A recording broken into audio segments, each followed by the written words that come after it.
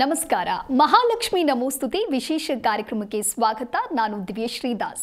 ವೀಕ್ಷಕರೇ, ನಮ್ಮ ಇವತ್ತಿನ ಕಾರ್ಯಕ್ರಮದಲ್ಲಿ ಪಿತೃದೋಷ ಅಂದ್ರೆ ಏನು, ಪಿತೃದೋಷದ ನಿವಾರಣೆಗಾಗಿ ಏನು ಮಾಡಬೇಕು, ಹಾಗೂ ಪಿತೃದೋಷಕ್ಕೂ ಮತ್ತು ಮದುವೆಗೂ ಏನಾದರೂ ಸಂಬಂಧ ಇದೆಯಾ ಅನ್ನೋದರ ಕುರಿತಂತೆ ಮಾತನಾಡ್ತಾ ಹೋಗೋಣ. ಈ ಕುರಿತು ತಿಳಿಸಿಕೊಡಲು ಡಾಕ್ಟರ್ ಅನಿಲ್ ಗುರೂಜಿ, ನಾಡಿ ಜ್ಯೋತಿಷ್ಯ ಆಚಾರ್ಯರು ನಮ್ಮ ಕಾರ್ಯಕ್ರಮದಲ್ಲಿದ್ದಾರೆ. ಸೊ ಬನ್ನಿ ಅವರನ್ನ ಕಾರ್ಯಕ್ರಮಕ್ಕೆ ಸ್ವಾಗತ ಮಾಡೋಣ. ನಮಸ್ಕಾರ ಗುರೂಜಿ, ಕಾರ್ಯಕ್ರಮಕ್ಕೆ ಸ್ವಾಗತ. ಆತ್ಮೀಯ ಜಿ ಕನ್ನಡ ನ್ಯೂಸ್ನ ಸಮಸ್ತ ವೀಕ್ಷಕರಿಗೆ ಈ ಕಾರ್ಯಕ್ರಮಕ್ಕೆ ಸ್ವಾಗತ. ಗುರುಜಿ, ನಾನು ಹೇಳ್ತಾ ಇದ್ದೆ ನಮ್ಮ ಇವತ್ತಿನ ಕಾರ್ಯಕ್ರಮದಲ್ಲಿ ಪಿತೃದೋಷದ ಕುರಿತಂತೆ ಮಾತನಾಡೋಣ ಅಂತ ಹೇಳಿ. ಹಾಗಾಗಿ ಮೊದಲನೇದಾಗಿ ಈ ಪಿತೃದೋಷ ಅಂದ್ರೆ ಏನು ಗುರುಜಿ? ಸಾಮಾನ್ಯವಾಗಿ ಮದುವೆ ವಿಚಾರಕ್ಕೆ ಬಂದಾಗ ಮೊದಲು ಅದನ್ನು ಅನುಸರಿಸುವಂಥದ್ದು ಹಿರಿಯರ ಆಶೀರ್ವಾದದಿಂದ ನಡಿಬೇಕಾಗಿರುವಂಥ ಕಾರ್ಯಕ್ರಮ. ಲಗ್ನ ಪತ್ರಿಕೆ ಮಾಡುವಾಗ ಮೊದಲು ನೀವೇನಂತ ಬರೆಸ್ತೀರಿ? ಗುರು ಹಿರಿಯರ ಆಶೀರ್ವಾದ ಅಂತ ಬರೆಸ್ತೀರಿ. ಅದರಲ್ಲಿ ಗುರುಗಳ ಆಶೀರ್ವಾದ ನಿಮಗೆ ಸಿಗಬಹುದು, ಹಿರಿಯರ ಆಶೀರ್ವಾದ ಅನ್ನುವಂಥದ್ದೇ ಪಿತೃಗಳು ಅನ್ನುವಂಥ ವಿಷಯ. ಪಿತೃಗಳು ಅಂದರೆ ಏನು? ನಿಮ್ಮ ಹಿಂದಿನವರು ಅನ್ನೋದಷ್ಟೇ ಅರ್ಥ. ಪಿತೃಗಳು ಅಂದರೆ ಬರೀ ತಂದೆ ಅನ್ನುವಂಥ ಪದವನ್ನು ಹಾಗೆ ತರ್ಜಮೆ ಮಾಡುವಂಥದ್ದಲ್ಲ. ಪಿತೃಗಳು ಅಂದರೆ ಹಿರಿಯರು. ಅದರಲ್ಲೂ ಯಾರು ದೈವಾಧೀನರಾಗಿರ್ತಾರೆ ಅವರನ್ನು ಪಿತೃದೇವತೆಗಳು ಅಂತ ಕರೆಯುವಂಥದ್ದು. ತಂದೆ ತಾಯಿಗಳನ್ನು ಪಿತೃ ಅಂತ ಕರೆದ್ರೆ, ಯಾರು ಮರಣವನ್ನು ಹೊಂದಿರ್ತಾರೆ ಅವರನ್ನು ಪಿತೃದೇವತೆಗಳು ಅಂತ ಕರೆಯುವಂಥದ್ದು. ಆಯಿತು, ಅದಕ್ಕೂ ಮದುವೆಗೂ ಏನು ಸಂಬಂಧ ಅಂತ ಕೇಳ್ಬೋದಲ್ವಮ್ಮ? ಪಿತೃದೇವತೆಗಳ ಆಶೀರ್ವಾದ ಇಲ್ಲದೇ ಇದ್ದರೆ ಮನೆಯಲ್ಲಿ ಯಾವುದೇ ಶುಭ ಕಾರ್ಯಗಳು ನಡೆಯುವುದಿಲ್ಲ. ಇದೆಲ್ಲ ಹಿಂದಿನಿಂದ ನಡ್ಕೊಂಡು ಬಂದಿರುವಂಥ ಸಂಸ್ಕೃತಿ. ನೋಡಿ, ಒಂದು ವಿಚಾರ ಹೇಳ್ತೀನಿ. ನಿಮ್ಮ ಮನೆಯಲ್ಲಿ ಯಾವುದೇ ಕಾರಣಕ್ಕೂ ನೀವು ಹಬ್ಬಗಳನ್ನು ನಿಲ್ಲಿಸ್ಬೋದು, ಆಚರಣೆಗಳನ್ನು ನಿಲ್ಲಿಸ್ಬೋದು, ಅಥವಾ ಏನೋ ಒಂದು ಹಾಗೆ ಅದು ಪೋಸ್ಟ್ಪೋನ್ ಆಗ್ಬೋದು. ಶ್ರಾದ್ದ ಕರ್ಮಗಳನ್ನು ನಿಲ್ಲಿಸ್ತಾರ ನಿಮ್ಮ ಮನೆಯಲ್ಲಿ? ಇಲ್ಲ. ಪಿತೃಪಕ್ಷವನ್ನು ಆಚರಣೆ ಮಾಡಿರ್ತೀರ, ಹೌದು. ಅದನ್ನು ನಿಲ್ಲಿಸೋದಕ್ಕಾಗತ್ತಾ? ಇಲ್ಲ. ಸಂಪ್ರದಾಯ ಅನ್ನುವಂಥದ್ದು ಬಂದೇ ಬಂದಿದೆಯಲ್ಲ. ಅದೇ ರೀತಿಯಾಗಿ ಪಿತೃದೋಷ ಏನು ಹೇಳುತ್ತೆ ಅಂದರೆ, ಯಾರು ಹಿರಿಯರಿಗೆ ಸಲ್ಲಿಸಬೇಕಾದ ಗೌರವಗಳನ್ನು ಸಲ್ಲಿಸಿರೋದಿಲ್ಲ ಅವರಿಗೆ ಪಿತೃದೋಷಗಳು ಕಾಡುತ್ತದೆ ಅನ್ನುವಂಥದ್ದು ತೋರಿಸುತ್ತೆ. ಆಯಿತು, ಅದಕ್ಕೂ ಮದುವೆಗೂ ಏನು ಸಂಬಂಧ? ಆಗಲೇ ಹೇಳ್ದಂಗೆ ಗುರುಗಳ ಆಶೀರ್ವಾದ ಅಂದ್ರೇನು? ನಿಮ್ಮ ಮನೆ ದೇವರ ಆರಾಧನೆ, ಮನೆ ದೇವರ ಕೆಲಸ, ಕೈಂಕರ್ಯ, ಮನೆ ದೇವರಿಗೆ ಸಲ್ಲಿಸಬೇಕಾದ್ದನ್ನೆಲ್ಲ ಸಲ್ಲಿಸಿರ್ತೀರಿ. ಅದು ಒಂದು ವಿಭಾಗ ಆಯಿತು. ಎರಡನೇ ವಿಭಾಗ ಏನು ಗೊತ್ತಾ? ನಿಮ್ಮ ಹಿರಿಯರಿಗೆ ಯಾರು ಗೌರವವನ್ನು ಸಲ್ಲಿಸಿರೋದಿಲ್ಲ. ಗೌರವ ಅಂದ್ರೇನು? ಇವಾಗ ನೋಡ್ರಿ, ಬಂದ ತಕ್ಷಣ ದೊಡ್ಡವರು ಬಂದರೆ ಎದ್ದು ನಿಂತ್ಕೊಳ್ಳುವಂಥದ್ದು ಗೌರವ ಅಲ್ವಾ? ಹೌದು. ಅದೇ ರೀತಿ ಸತ್ತ ನಂತರದಲ್ಲಿ ಅವರಿಗೆ ಮಾಡಬೇಕಾದಂತಹ ನಿಮ್ಮ ಧರ್ಮಕ್ಕೆ ಮತ್ತು ನಿಮ್ಮ ಪಂಗಡಗಳಿಗೆ ಯಾವುದನ್ನು ಸೂಚಿಸಿರುತ್ತಾರೋ ಅದನ್ನೆಲ್ಲ ನೇಮ ನಿಷ್ಠೆಯಿಂದ ಮಾಡಲೇಬೇಕ್ರಿ. ಅದು ಮಾಡಿಲ್ಲ ಅಂದಾಗ ಏನಾಗತ್ತೆ? ಅದು ಆತ್ಮಗಳಿಗೆ ತೃಪ್ತಿ ಆಗೋದಿಲ್ಲ, ಮತ್ತು ಆ ಆತ್ಮಗಳ ಆಶೀರ್ವಾದ ನಿಮ್ಮ ಕುಟುಂಬಕ್ಕೆ ಇರೋದಿಲ್ಲ. ಮದುವೆಗಿದು ಸಂಬಂಧ ಹೆಂಗೆ ಪಡುತ್ತೆ ಅಂದರೆ, ಒಳ್ಳೆ ಮನೆತನವನ್ನು ಸೂಚಿಸುವುದೇ ಪಿತೃದೇವತೆಗಳು.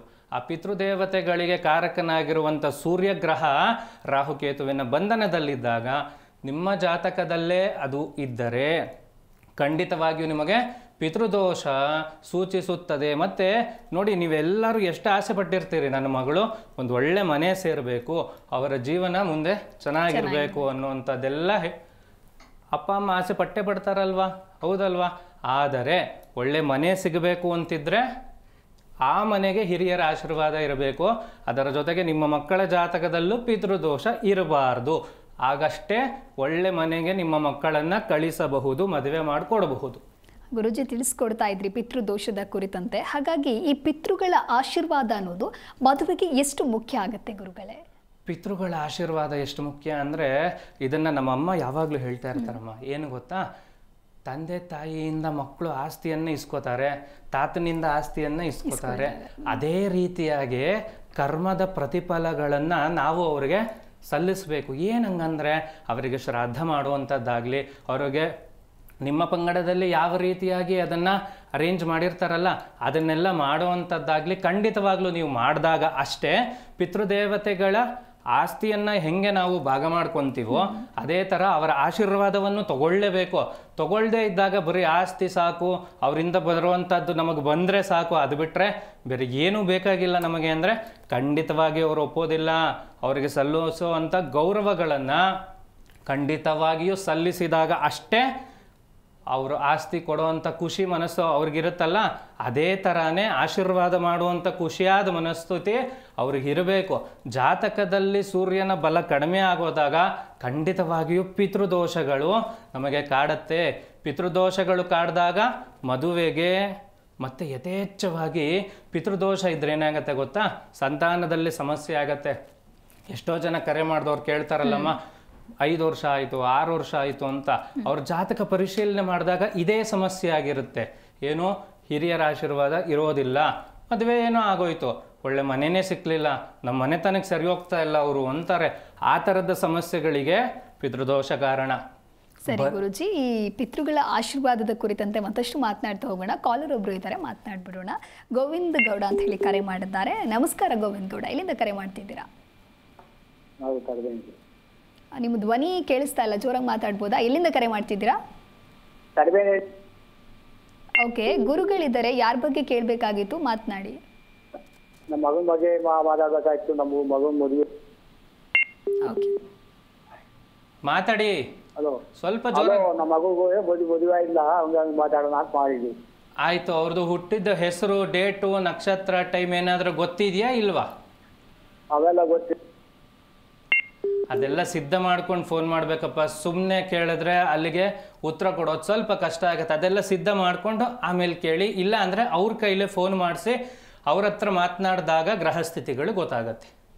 ಓಕೆ, ಧನ್ಯವಾದಗಳು ಗೋವಿಂದ್ ಗೌಡ ಕರೆ ಮಾಡಿದ್ದಕ್ಕಾಗಿ. ಗುರುಜಿ ತಿಳಿಸ್ಕೊಡ್ತಾ ಇದ್ರಿ ಪಿತೃಗಳ ಆಶೀರ್ವಾದ ಎಷ್ಟು ಮುಖ್ಯ ಅಂತ ಹೇಳಿ. ನೋಡಿ, ಈಗ ಹಿಂದೆ ಕರೆ ಮಾಡಿದವರೇ ಹೇಳ್ತಾ ಇದ್ರು ಅದೆಲ್ಲ ಮಾಹಿತಿ ಇಲ್ಲ ಅಂತ. ಅಲ್ಲಿ ಏನಾಗಿರುತ್ತೆ ಗೊತ್ತಾ, ಮುಗ್ಧತೆ ಪಾಪ ಅವರಿಗೆ ಏನು ಮಾಡಬೇಕು ಅನ್ನೋವಂಥದ್ದು ಗೊತ್ತಿರಲ್ಲ, ಒಂದು ಫಾರ್ಮ್ಯಾಟ್ ಗೊತ್ತಿರಲ್ಲ. ಹಾಗಾಗಿ ಹೇಳ್ತೀನಿ ನೋಡಿ, ಯಾವುದೇ ಕಾರಣಕ್ಕೂ ನಿಮ್ಮ ಜಾತಕ ಇಲ್ಲದೇನೆ ಅಥವಾ ನಿಮಗೆ ನಕ್ಷತ್ರ ಗೊತ್ತಿಲ್ಲ, ನಿಮ್ಮ ರಾಶಿ ಗೊತ್ತಿಲ್ಲ, ಏನಂತ ತೊಗೊಂಡೋಗಿ ಹುಡುಗಿ ಮನೆಯವ್ರಿಗೆ ಜಾತಕವನ್ನು ಕೊಡ್ತೀರಿ ಅಥವಾ ಏನಂತ ತೊಗೊಂಡು ಬರ್ತೀರಿ ಹುಡುಗಿ ಮನೆಯಿಂದ ಜಾತಕವನ್ನು? ಬರೀ ಒಂದು ಫೋಟೋ ನೋಡಿದ ತಕ್ಷಣವೇ ಲಕ್ಷಣವಾಗಿದ್ದಾರೆ, ಮದುವೆ ಮಾಡ್ಕೋಬಹುದು, ಆಯಿತು ಸಂತೋಷ, ಅದೆಲ್ಲ ಯಾರೂ ಬೇಡ ಅನ್ನೋದಿಲ್ಲ. ಆದರೆ ನೋಡಿ, ಮನೆತನ ಹೊಂದಾಣಿಕೆ ಆಗದೇ ಇದ್ದರೆ ಈ ಥರದ ಸಮಸ್ಯೆಗಳೆಲ್ಲ ಬರ್ತಾ ಹೋಗುತ್ತೆ. ನೋಡ್ರಿ, ನಿಮ್ಮನೆ ಕಡೆ ಅವ್ರು ಮಾಡುವಂಥ ಪದ್ಧತಿ ಬೇರೆ ಇರುತ್ತೆ, ಅವ್ರ ಮನೆ ಕಡೆ ಮಾಡುವಂಥ ಪದ್ಧತಿ ಬೇರೆ ಇರುತ್ತೆ. ಆ ಎರಡು ಪದ್ಧತಿಗಳು ಸೇರಿದಾಗಲೇ ಸರಿ ಹೋಗುವಂಥದ್ದು. ಅದೆರಡು ಪದ್ಧತಿಗೆ ಮ್ಯಾಚ್ ಆಗಲಿಲ್ಲ ಅಂದರೆ ಏನಾಗುತ್ತೆ, ಈ ಥರ ದೋಷಗಳು ಬರುವಂಥ ಸಾಧ್ಯತೆಗಳಿರುತ್ತೆ. ಸುಮ್ಮನೆ ಯಾಕೆ ಅದನ್ನು ಮೈ ಮೇಲೆ ಹೇಳ್ಕೋಬೇಕು ಅನ್ನೋವಂಥದ್ದೇ ನನ್ನ ಪ್ರಶ್ನೆ. ಪಿತೃದೋಷನೂ ಅಷ್ಟೇ, ದೇವ್ರ ಪೂಜೆ ಒಂದು ಅರ್ಧ ಗಂಟೆ ಲೇಟ್ ಆದರೂ ಪರವಾಗಿಲ್ಲ, 1 ಅವರ್ ಲೇಟ್ ಆದರೂ ಪರವಾಗಿಲ್ಲ, ಅಥವಾ ಆ ದಿನ ಮಾಡೋಕ್ಕೆ ನಮ್ಮ ಕೈಲಿ ಆಗಲಿಲ್ಲ ಪೂಜೆನ ಅಂದರೂ ಪರವಾಗಿಲ್ಲ. ಪಿತೃಗಳಿಗೆ ಸಲ್ಲಿಸಬೇಕಾದಂತಹ ಗೌರವಗಳನ್ನು ನಿಮ್ಮ ಹಿಂದಿನವರು ಯಾವ ಫಾರ್ಮ್ಯಾಟಲ್ಲಿ ಅಥವಾ ಯಾವ ಸ್ಟೈಲಲ್ಲಿ ಮಾಡ್ಕೊಂಡು ಬಂದಿರ್ತಾರಲ್ಲ ಅದನ್ನು ನೀವು ಖಂಡಿತವಾಗ್ಲೂ ಮಾಡಲೇಬೇಕು. ಇಲ್ಲದೆ ಇದ್ದರೆ ಮದುವೆ ನಿಧಾನ ಆಗುವಂಥದ್ದೇ ಆಗುತ್ತೆ. ಓಕೆ, ಇನ್ನೊಬ್ರು ಕಾಲರ್ ಇದ್ದಾರೆ, ಸೌಭಾಗ್ಯ ಅಂತ ಹೇಳಿ. ನಮಸ್ಕಾರ ಸೌಭಾಗ್ಯ, ಎಲ್ಲಿಂದ ಕರೆ ಮಾಡ್ತಾ ಇದ್ದೀರಾ?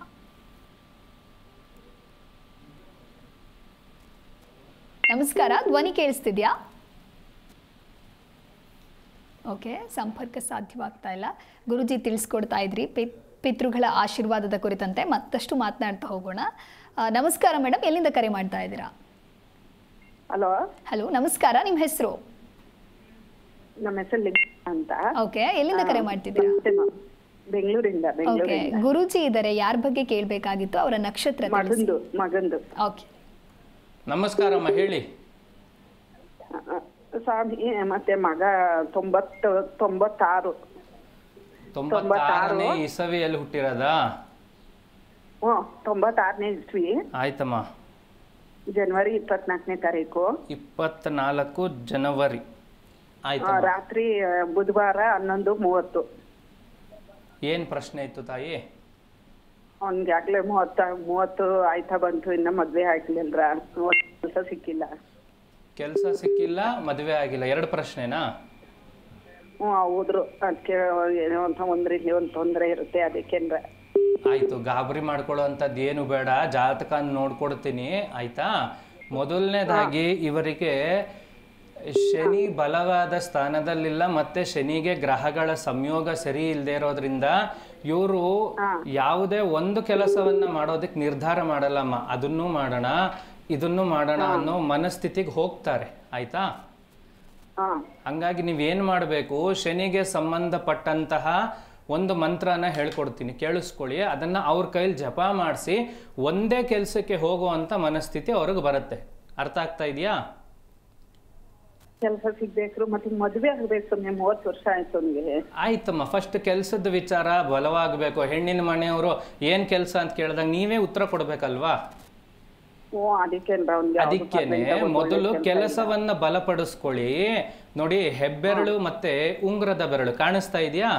ಹೆಬ್ಬೆರಳು ಮತ್ತೆ ಉಂಗುರದ ಬೆರಳು ಈ ರೀತಿಯಾಗಿ ಇಟ್ಕೊಂಡು ಶನೈಶ್ಚರಾಯ ನಮಃ ಅಂತ ಪ್ರತಿದಿನ ಅವ್ರ ಕೈಲಿ 6 ಗಂಟೆಯಿಂದ 6:30 ಸೂರ್ಯೋದಯದ ಮುಹೂರ್ತದಲ್ಲಿ ಈ ಒಂದು ಮುದ್ರೆಯನ್ನು ಪ್ರದರ್ಶನ ಮಾಡಿ ಶನೈಶ್ಚರಾಯ ನಮಃ ಅನ್ನುವಂತಹ ಮಂತ್ರಗಳನ್ನು ಅವ್ರ ಕೈಲಿ ಎಷ್ಟು ಸಾಧ್ಯನೋ ಅಷ್ಟು ಮಾಡಿಸಿ. ಮೊದಲು ಕೆಲಸ ಆಗಲಿ. ಮದುವೆ 1 ತಿಂಗಳು 2 ತಿಂಗಳು ನಿಧಾನ ಆದರೂ ಚಿಂತೆ ಇಲ್ಲ. ಹೆಣ್ಣಿನ ಮನೆಯವ್ರು ಏನು ಕೆಲಸ ಮಾಡ್ತಾ ಇದ್ದಾರೆ ಅಂತ ಕೇಳಿದಾಗ ನಿಮ್ಮ ಹತ್ರ ಉತ್ತರ ಇರಬೇಕು. ಓಕೆ, ಧನ್ಯವಾದಗಳು ಸೌಭಾಗ್ಯ ಕರೆ ಮಾಡಿದ್ದಕ್ಕಾಗಿ. ವಿಜಯಲಕ್ಷ್ಮಿ ಅಂತ ಹೇಳಿ ಕರೆ ಮಾಡಿದ್ದಾರೆ. ನಮಸ್ಕಾರ ವಿಜಯಲಕ್ಷ್ಮಿ. ನಮಸ್ಕಾರ ವಿಜಯಲಕ್ಷ್ಮಿ, ಧ್ವನಿ ಕೇಳಿಸ್ತಿದ್ಯಾ? ಹಲೋ, ನಮಸ್ಕಾರ, ಧ್ವನಿ ಕೇಳಿಸ್ತಿದ್ಯಾ? ಟಿವಿ ನೋಡ್ಕೊಂಡು ಮಾತನಾಡ್ಬಿಡಿ ದಯಮಾಡಿ, ಕರೆ ಕಟ್ ಆಗುತ್ತೆ. ಎಲ್ಲಿಂದ ಕರೆ ಮಾಡ್ತಿದ್ದೀರಾ? ನಾವು ಸುಂಕಪೇಟೆಯಲ್ಲಿ, ಬೆಂಗಳೂರು ಮೇಡಮ್. ಓಕೆ, ಯಾರ ಬಗ್ಗೆ ಕೇಳಬೇಕಾಗಿತ್ತು? ನಕ್ಷತ್ರ ತಿಳಿಸಿ, ಗುರುಗಳಿದ್ದಾರೆ, ಮಾತನಾಡಿ. 1-3-2006 ಬುಧವಾರ ಮೇಡಮ್. ಓಕೆ, ಹೇಳಿಮ್ಮ ವಿಜಯಲಕ್ಷ್ಮಿ ಅವರೇ. ಹಾ ಹೇಳಿ ಸರ್. ನೀವ್ ಹೇಳ್ಬೇಕು. ಏನ್ ಸಮಾಚಾರ? ಏನು ನೀವೇ? ದೀಪಕ್ ಓದಲ್ಲ ಸರ್, ಸರಿಯಾಗಿ ಓದ್ತಾ ಇಲ್ಲ. ಓದೋ ಕಡೆ ಇಂಟ್ರೆಸ್ಟೇ ಇಲ್ಲ ಸರ್. ಮೊಮ್ಮಗ ಸರ್ ನನ್ಗೆ. ಆಗ್ಲಿಮ್ಮ, 2006 ಹುಟ್ಟಿರೋದಲ್ವಾ? ಹೌದು ಸರ್. ಅಷ್ಟೊಂದು ದೊಡ್ಡ ಸಮಸ್ಯೆ ಏನು ಜಾತಕದಲ್ಲಿ ಕಾಣ್ತಾ ಇಲ್ಲ. ಅವ್ರೊಂದ್ ಸ್ವಲ್ಪ ಓದೋದನ್ನ ಡೈವರ್ಟ್ ಮಾಡ್ಕೊಳ್ತಾ ಇದ್ದಾರೆ ಅಂತ ನಿಮಗೆ ಅನ್ನಿಸ್ತಾ ಇದೆ ಅಲ್ವಾ? ನೋಡಿ, ಅವರ ಜಾತಕದಲ್ಲಿ ಏನಾಗ್ತಾ ಇದೆ ಅಂದ್ರೆ ಕಾನ್ಸಂಟ್ರೇಷನ್ ಚೆನ್ನಾಗಿದೆ, ಬಟ್ ಅದು ಓದೋದ್ರ ಕಡೆ ಇಲ್ಲ, ಬೇರೆ ಬೇರೆ ಎಲ್ಲ ಕೆಲಸವನ್ನು ಸ್ಪಷ್ಟವಾಗಿ ಮಾಡ್ತಾರೆ ಅನ್ನೋದು ತೋರಿಸುತ್ತಮ್ಮ. ಆಯ್ತಾ? ನೀವು ಅದಕ್ಕೆ ಒಂದು ಸತಿ ಸ್ಪಷ್ಟವಾಗಿ ಕೂಡಿಸಿ ಮಾತಾಡಿಸಿ ಓದಿದರೆ ಏನೇನು ಪ್ರಯೋಜನ ಆಗತ್ತೆ ಅನ್ನುವಂಥ ಬುದ್ಧಿ ಮಾತನ್ನು ಹೇಳಿ. ಅದು ಬಿಟ್ಟರೆ ದೊಡ್ಡ ಸಮಸ್ಯೆ ಏನು ಜಾತಕದಲ್ಲಿ ಕಾಣ್ತಾ ಇಲ್ಲ. ಓಕೆ, ಧನ್ಯವಾದಗಳು ವಿಜಯಲಕ್ಷ್ಮಿ ಕರೆ ಮಾಡಿದ್ದಕ್ಕಾಗಿ. ಗುರುಜಿ ತಿಳಿಸ್ಕೊಡ್ತಾ ಇದ್ರಿ, ಸಂತಾನ ವಿಳಂಬಕ್ಕೆ ಏನಾದರೂ ಈ ಪಿತ್ತು ದೋಷ ಕಾರಣವಾಗುತ್ತಾ ಗುರುಗಳೇ? ಖಂಡಿತವಾಗಿಯೂ ಸಂತಾನ ಅನ್ನೋ ಪ್ರಶ್ನೆ ಬಂದಾಗ ಯಾವ ಗ್ರಹಗಳ ಸಂಯೋಜನೆಯನ್ನು ನೋಡೋದಕ್ಕಿಂತ ಮುಂಚೆ ಮೊದಲನೇ ಪ್ರಶ್ನೆನೇ ಅವರನ್ನು ಕೇಳಬೇಕಾಗಿರುವಂಥದ್ದು, ನಿಮ್ಮ ಹಿರಿಯರ ಕೈಂಕರ್ಯಗಳು ಚೆನ್ನಾಗಿ ನಡೀತಾ ಅನ್ನೋವಂಥ ಪ್ರಶ್ನೆನೇ ಜಾತಕ ನೋಡೋದಕ್ಕೆ ಬರುವಂಥ ಎಲ್ಲ ಜ್ಯೋತಿಷಿಗಳು ಕೇಳುವಂಥ ಮೊದಲನೇ ಪ್ರಶ್ನೆನೇ ಅದು. ನಿಮ್ಮ ಹಿರಿಯರ ಕೆಲಸ ಕಾರ್ಯಗಳು ಚೆನ್ನಾಗಿ ನಡೀತಾ, ಎಲ್ಲಾದರೂ ಅಪಘಾತ ಮರಣಗಳಾಯ್ತಾ, ಅಥವಾ ಏನೋ ಸಮಯ ಸಂದರ್ಭದಲ್ಲಿ ಏನಾದರೂ ಮಾಡ್ಕೊಂಡು ಸತ್ರ, ಅದೆಲ್ಲವನ್ನ ವಿಚಾರ ಮಾಡ್ತಾರ್ರಿ. ಇದೆಲ್ಲ ಯಾಕೆ ಕೇಳ್ತಾ ಇದ್ದಾರಪ್ಪ ಅಂದರೆ ಅದೆಲ್ಲವೂ ಪಿತೃದೋಷವನ್ನು ಸೂಚಿಸಿದಾಗ ಅಷ್ಟೇ ಕೇಳುವಂಥ ಪ್ರಶ್ನೆಗಳಾಗಿರುತ್ತೆ. ಪಿತೃದೋಷ ಚೆನ್ನಾಗಿ ಸ್ಟ್ರಾಂಗ್ ಆಗಿತ್ತು ಅಂದರೆ, ಈಗ ನೋಡಿ, ಈಗ ತಾನೇ ಫೋನ್ ಮಾಡಿದ್ರು 33 ಆಯಿತು 34 ಆಯಿತು ಅಂತ ಮದುವೆ ವಿಚಾರವಾಗಿ, ಅದಕ್ಕೂ ಪಿತೃದೋಷನೇ ಕಾರಣ. ಆಮೇಲೆ ಈ ಪಿತೃಗಳಿಗೆ ಯಾವ ಲೋಕ ಇದೆ ಅಂದರೆ ಸೂರ್ಯ ಆ ಲೋಕವನ್ನ ಆಳುವಂಥ ಗ್ರಹ.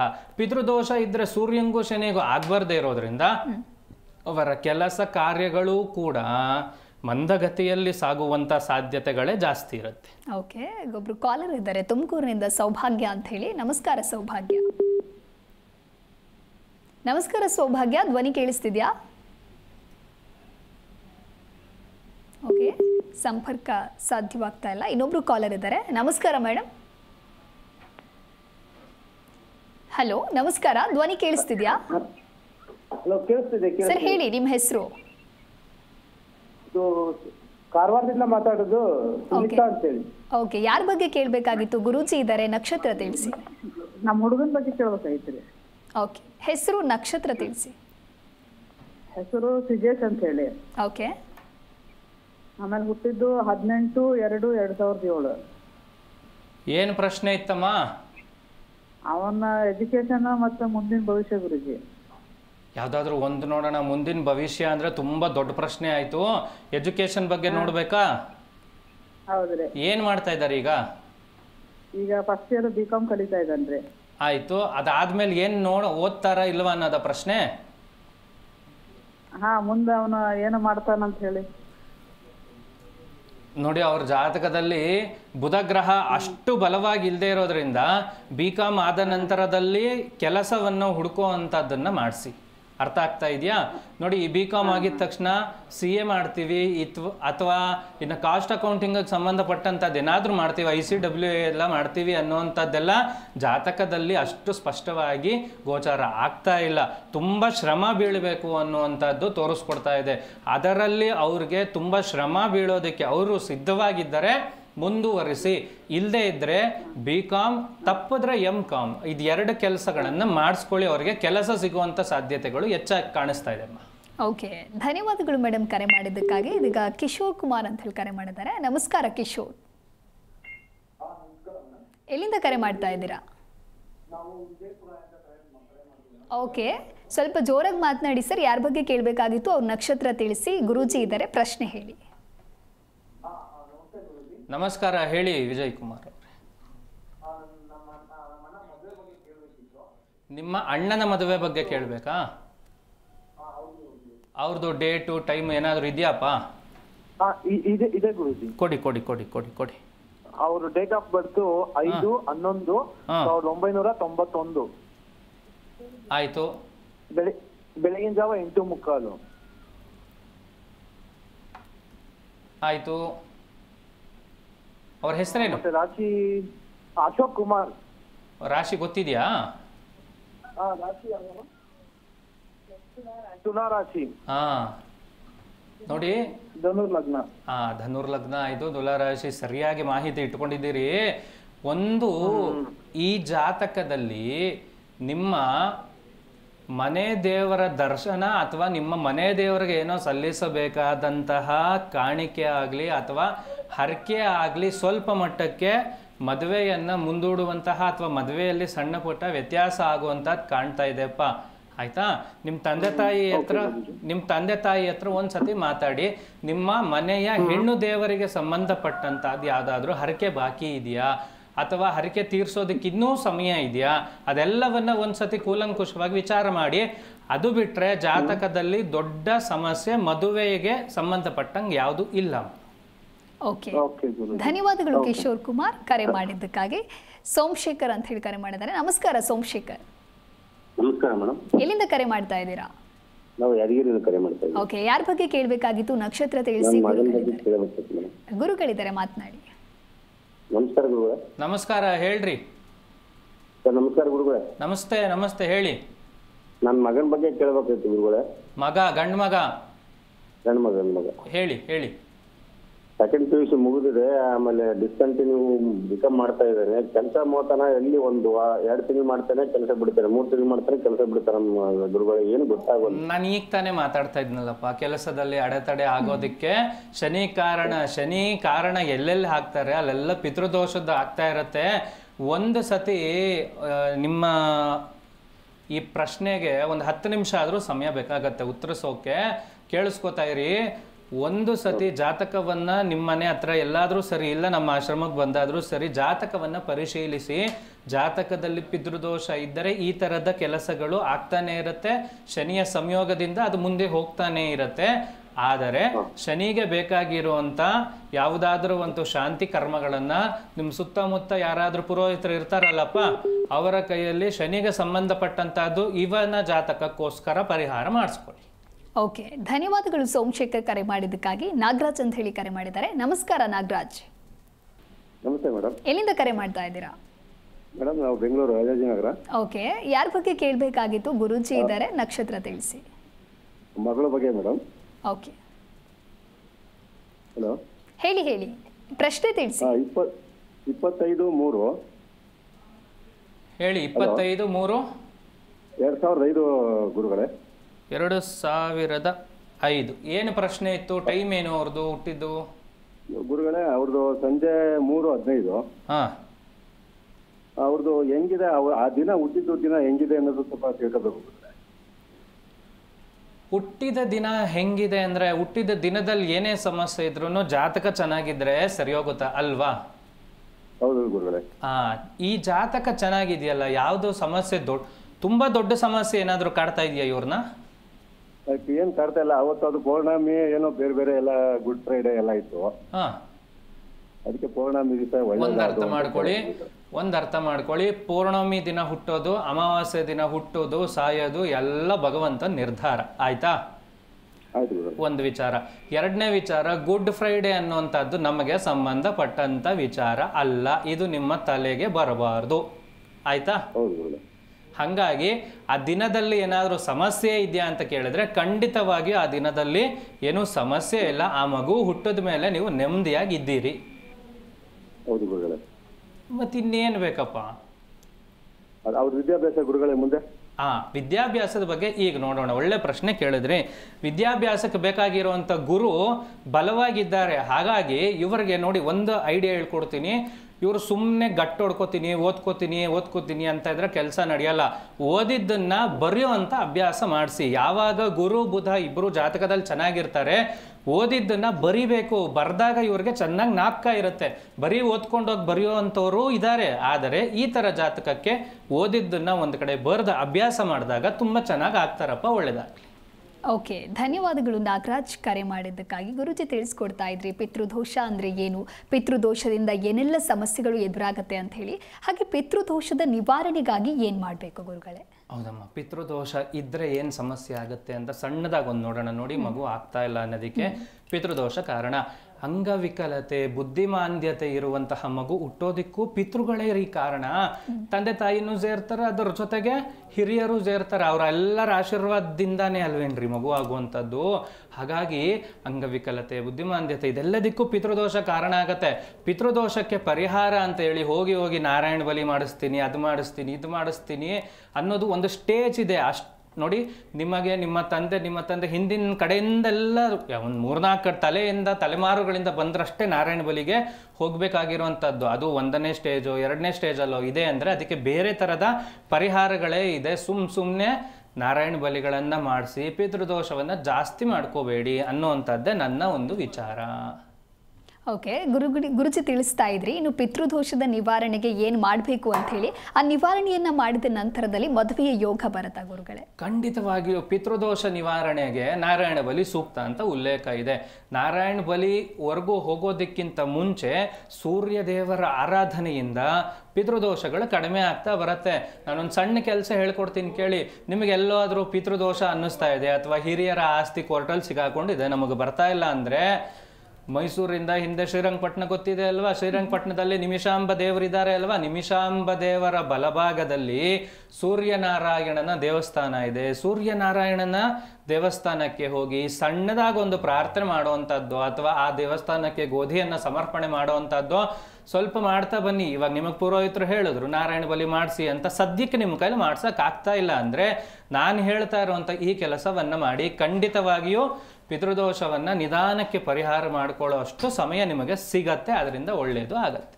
ಗುರುಗಳೇ, ಇನ್ನು ಅಂಗವಿಕಲ ಮಗು ಹುಟ್ಟೋದಕ್ಕೆ ಪಿತೃದೋಷ ಒಂದು ರೀತಿ ಕಾರಣ ಅಂತ ಹೇಳ್ತಾರೆ. ಹಾಗಾಗಿ ಈ ಕುರಿತು ತಿಳಿಸ್ತಾ ಹೋಗೋದಾದ್ರೆ, ಅಂಗವಿಕಲ ಮಗು ಹುಟ್ಟೋದಕ್ಕೆ ಪಿತೃದೋಷ ಕಾರಣ ಅಂದ್ರೆ ದೈವ ಬಲ ಇದ್ರೆ ಮಗು ಆಗತ್ತೆ, ಪಿತೃಬಲಗಳಿದ್ರೆ ಮಗು ದಷ್ಟಪುಷ್ಟವಾಗಿ ಚೆನ್ನಾಗಿ ಬೆಳೆಯುತ್ತೆ. ಇದೆರಡೇ ಅದರಲ್ಲಿರುವಂತ ಕಾರಣ ಅಮ್ಮ. ಪಿತೃದೋಷ ದೈವ ಬಲ ಎರಡೂ ಇದ್ದಾಗ ಏನಾಗತ್ತೆ ಗೊತ್ತಾ? ಮಗು ಆಗತ್ತೆ. ಪಿತೃಗಳ ಬಲ ಇಲ್ಲದೆ ಇರೋದ್ರಿಂದ ಅಂಗವಿಕಲತೆ ಉಂಟಾಗತ್ತೆ. ಅರ್ಥ ಆಯ್ತಲ್ವಾ? ಅದೇ ರೀತಿ ಪಿತೃಗಳ ಬಲ ಇದೆ, ದೈವ ಬಲ ಇಲ್ಲದೆ ಇದ್ರೆ ಏನಾಗತ್ತೆ? ಬುದ್ಧಿಮಾಂದ್ಯತೆ, ಮೈ ಕೈ ದಷ್ಟಪುಷ್ಟವಾಗಿ ಚೆನ್ನಾಗಿರುತ್ತೆ. ದೇವರ ಬಲ ಇಲ್ಲದೆ ಇದ್ದಾಗ ಏನಾಗತ್ತೆ? ಬುದ್ಧಿ ಚತುರತೆ ಕಡಿಮೆ ಆಗೋಗುತ್ತೆ. ಹಾಗಾಗಿ ಅಂಗವಿಕಲ ಮಗು ಆಗಬಾರ್ದು ಅಥವಾ ಬುದ್ಧಿಮಾಂದ್ಯತೆ ಇರುವಂಥ ಮಗು ಆಗಬಾರ್ದು. ನೋಡಿ, ಸಮಾಜದಲ್ಲಿ ತಂದೆ ತಾಯಿ ಚೆನ್ನಾಗಿರೋವರೆಗೂ ಅವ್ರನ್ನ ಸಾಕ್ಬೋದು, ಆಮೇಲೆ ಬೇರೆಯವ್ರ ಮೇಲೆ ಡಿಪೆಂಡ್ ಆಗುವಂಥ ಪರಿಸ್ಥಿತಿ ಉಂಟಾಗತ್ತೆ. ಇದು ಭಯ ಬೀಳಿಸುವಂಥದ್ದಲ್ಲ, ಇದೆಲ್ಲ ಜಾತಕದಲ್ಲಿ ಗೊತ್ತಾಗತ್ತೆ. ನೋಡಿ ಎಚ್ಚರಿಕೆಯಿಂದಿರಿ ಅಂತ ಅಷ್ಟೇ ನಾನು ಹೇಳ್ತಾ ಇರೋದಮ್ಮ. ಸರಿ ಗುರುಜಿ, ನಮ್ಮ ಇವತ್ತಿನ ಕಾರ್ಯಕ್ರಮಕ್ಕೆ ಆಗಮಿಸಿ ಪಿತೃದೋಷದ ಕುರಿತಂತೆ ಸಾಕಷ್ಟು ಅರ್ಥಪೂರ್ಣ ವಿಚಾರವನ್ನು ಹಂಚಿಕೊಂಡಿದ್ದೀರಾ. ಧನ್ಯವಾದಗಳು ಗುರುಜಿ, ಕಾರ್ಯಕ್ರಮಕ್ಕೆ ಆಗಮಿಸಿದ್ದಕ್ಕಾಗಿ. ಎಲ್ಲರಿಗೂ ನಮಸ್ಕಾರ. ಜ್ಯೋತಿಷ್ಯ ಶಾಸ್ತ್ರವನ್ನು ಉಪಯೋಗಿಸಿಕೊಂಡು ಜೀವನದಲ್ಲಿ ನೆಮ್ಮದಿಯಾಗಿರಿ. ನೋಡಿದ್ರಲ್ವ ವೀಕ್ಷಕರೇ, ನಮ್ಮ ಇವತ್ತಿನ ಕಾರ್ಯಕ್ರಮದಲ್ಲಿ ಪಿತೃದೋಷದ ಕುರಿತಂತೆ ಗುರುಜಿ ತಿಳಿಸಿಕೊಟ್ಟಿದ್ದಾರೆ. ಇದಾಗಿತ್ತು ಈ ಹೊತ್ತಿನ ವಿಶೇಷ. ನೋಡ್ತಾ ಇರಿ ಜಿ ಕನ್ನಡ ನ್ಯೂಸ್, ಸತ್ಯವೇ ಸುದ್ದಿಯ ಜೀವಾಳ.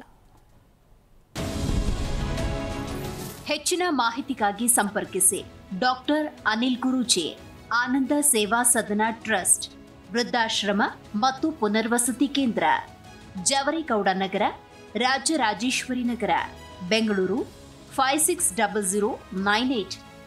ದೂರವಾಣಿ ಸಂಖ್ಯೆ 9665 90 911.